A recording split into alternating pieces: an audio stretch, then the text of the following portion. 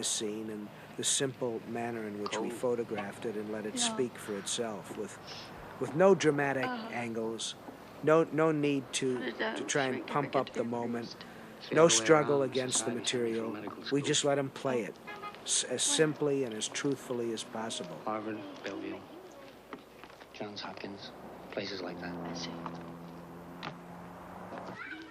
You're a friend of Father Dyer's, right? Yes, I am. Pretty close? I rehearsed for 2 weeks before we ever started shooting. I honestly I think we rehearsed for 3 weeks, as a matter of fact, but it was ready to go after a week. The actors had hit such a high point in the first week of rehearsal that I really felt I should have shut off rehearsals after a week. I thought it was not going to be fresh anymore. And then I had to surprise them, of course, on the locations to make the performances fresh. As a matter of fact, since The Exorcist, I have felt that too much rehearsal is really not very good because it tends to affect the spontaneity of the scene. And I love it to appear that the actors are speaking these words for the first time. Would you have to turn him in? Well, if he came to me for spiritual advice, I'd say no. You wouldn't? No, I wouldn't.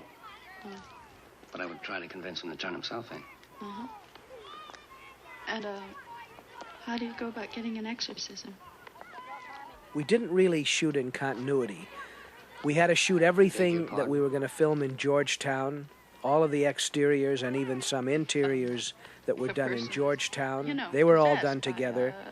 Then we had a soundstage in New York where we filmed the McNeil house, which was built on a set. It was a 2-story house with additional rooms on a soundstage on the west side of Manhattan. There were some other shots around New York, such as a scene at Fordham University, and some doctors' offices were also in New York. All of those scenes were filmed together. Everything that had to be done in New York was filmed at one time. And then finally we filmed the opening in Iraq, which opens the film. That was the last thing to be filmed. I tried to make the film with as much realism as possible, even though it's a realistic film about inexplicable things. Of course, I always felt that there would be certain elements that a lot of people would just not be willing to suspend disbelief over. And so it became a challenge to get the audience to suspend disbelief, to get non-Catholics who had almost no introduction at all to the Roman ritual of exorcism to believe that this sort of thing could take place. That meant, of course, a realistic level of performance by all the actors. There could be no hamminess. There couldn't be a hair out of place. There could be nowhere where you would feel someone was acting instead of really feeling passionately about their role. It meant that all of the special effects had to look as real to the eye as possible, because there was no way to fix them later with optical equipment. So, of course, it took longer to do all of that, but I felt it was necessary.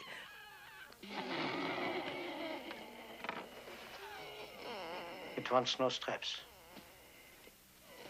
Dick Smith was the very best makeup artist working at that time.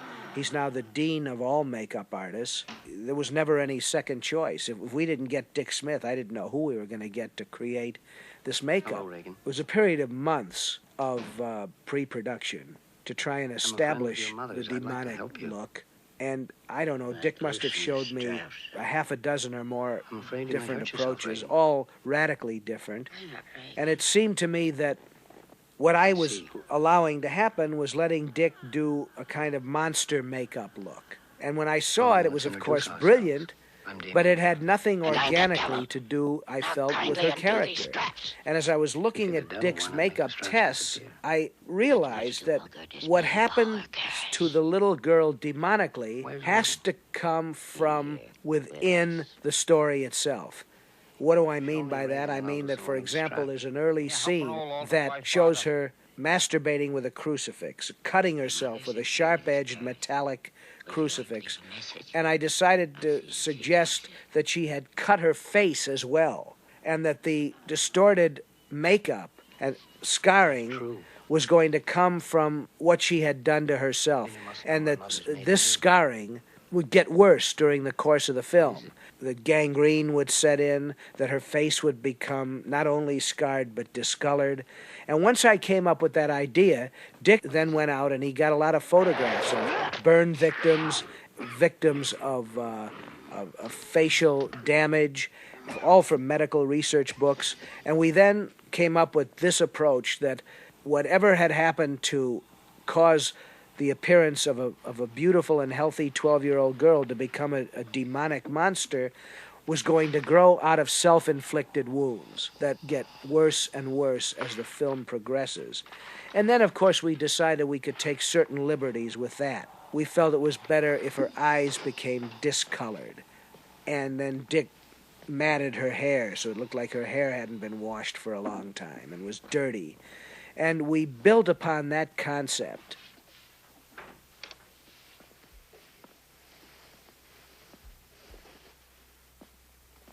Thank you. It's in this scene that Karras is speaking for the rational side of the church, which in modern times does try to underplay the idea of exorcism, now that we have psychiatry and now that we understand more about the chemical makeup of the human brain and what a delicate balance it is, and how other solutions are sought to explain extreme behavior or mental illness. Karras has now seen Regan and seen her condition, but he still doesn't think there's enough in her behavior to justify an exorcism. And he tries to talk Chris out of seeking an exorcism. Well, there is a great reluctance on the part of any priest to admit that what they're looking at with an extremely sick child is demonic possession. That is certainly a conclusion of last resort. It must be, it should be, and it is. I've known my gut. And Karras goes through I'm telling you that thing upstairs a lot of inner struggle before he reaches the conclusion that Regan is possibly possessed. In her mind. You tell me you know for a fact that an exorcism wouldn't do any good. You tell me that.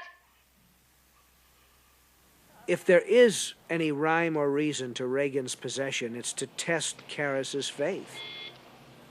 It's, after all, Karras who has to become convinced that Regan is possessed by a demon before he can seek church approval. Yes, I did. I'm very sorry. There is the sense that the demonic possession of Regan is a way of testing Karras, and if the demon wins, then Karras will be pushed out of the church. It's not important. And every time God loses a faithful follower, the devil wins.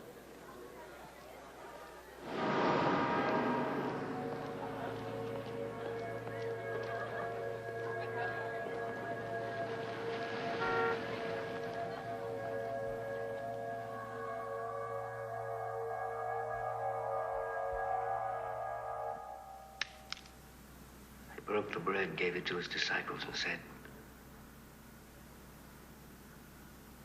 "Take this, all of you, and eat it. For this is my body."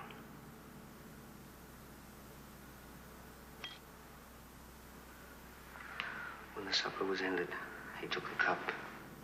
Again he gave you thanks and praise. Gave the cup to his disciples and said, "Take this, all of you, and drink from it. This is the cup of my blood. The blood of the new and everlasting covenant, the mystery of faith." What an excellent day for an exorcism. I did a lot of experimentation before we came up with like the that? demon voice and the demon sound effects that you hear. But wouldn't that Again, drive it was you out of trial Regan? and error. Originally, I had Together. a brilliant man named Ken You were right. Nordine that I You were contacted nice. to experiment with his own voice, played through one of the early computers that were around then. And Ken did some experimentation, and it Did was you do that? absolutely brilliant, but it always sounded like a man's voice dubbed into a little girl's. I didn't want that. I wanted something that was far more neutral. I mean, it had to be disturbing, but it couldn't sound like a man. I realized that. And that's about all I realized at the time. But in thinking about it, it occurred to me that the voice, the demon voice, should be more neutral than either male or female. What is neutral? Well, it flashed into my mind that there was such a person with a neutral voice that I remembered from my childhood from dramatic radio. What's that? And that was Mercedes McCambridge. And I had no idea where she was or if she was still around or still working. So I asked my producer, David Salvin, to see if he could locate Mercedes McCambridge. And he did. She was doing a play in Dallas. And I phoned her and told her what I had in mind. And she had a few more weeks left on her play, but she agreed to fly to Los Angeles afterward and meet with me, and we did. I ran the film for her. And then we went into a sound stage at Warner Brothers, and for about 3 weeks, we experimented with her voice in terms of how to bring about this sound of the demon. And of course, later on, I added a number of artificial effects to her voice. I added the sound of an actual exorcism, the torture of an actual young boy who was possessed in an exorcism that took place in Rome that had been sent to me. I added that. I added some various animal noises. But for the most part, it's Mercedes McCambridge acting it out on a microphone for 8 hours a day over a period of about 3 weeks. And I really tortured her, I must say, to bring about this sound. I had her strapped to a chair with the straps real tight. She was smoking 3 packs of cigarettes a day after she had quit smoking in order to affect her sound. And in addition to the cigarettes, she was swallowing raw eggs and drinking straight whiskey. And this procedure was, of course, very tricky for her. It's not something I would advise anyone else to do. What do you drink? But we really sort of tortured that sound out of her throat. She had an interesting quality to begin with, but we distorted it even further by some of the techniques I've just mentioned to you. Oh, ice. I'll get some from the kitchen. No, it's all right. I'll take it straight. Sorry, It's fine. No, that's fine. Please sit. Really? You Yeah, sure? sit.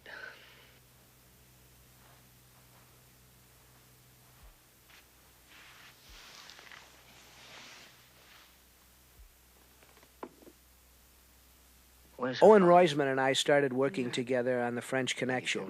When I went back to New York to film French Connection, I really wanted to try and find a new young cameraman rather than some of the established guys who were working there, some of whom I'd worked with in the past on The Boys in the Band and The Night They Raided Minsky's.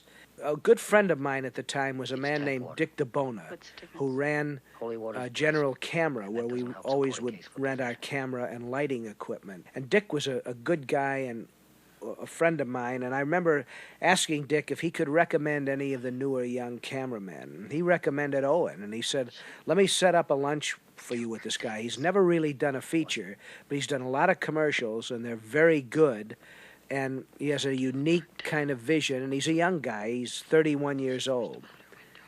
And he arranged a lunch in his office at General Camera for Owen and myself and him.